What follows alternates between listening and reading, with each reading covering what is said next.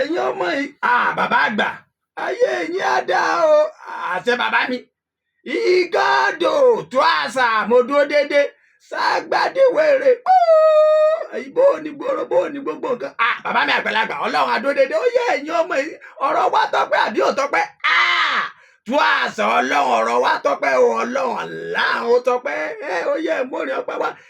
ìgàdò jẹ́ kí n bẹ̀rẹ̀ látọ̀dọ̀ ẹ ó yá mọ́pẹ́ wá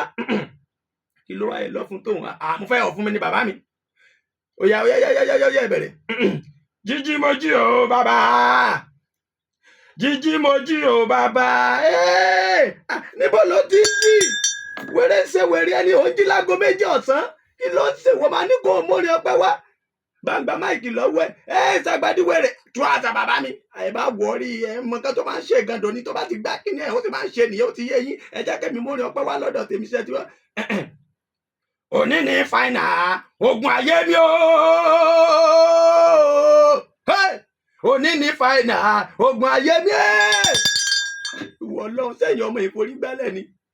fáínà báwo ogun kí ni ó ń bá Champions League ní àbí Premier League ìwọ Ọlọ́run sẹ́mi wá kẹnu mẹ́rọ báyìí àníkà ẹ̀kọ́ rí ọpẹ́ òní ní Thursday tó jẹ́ èkejì nínú oṣù kẹsàn-án worst rubbish to the nonsense akọ àti fẹ́rẹ́fẹ́rẹ́ ẹ̀yìn ọmọ sẹ́mi wá kẹnu mẹ́rọ báyìí àníkà ẹ̀kọ́ rí ọpẹ́ àbí kan ṣe yín ni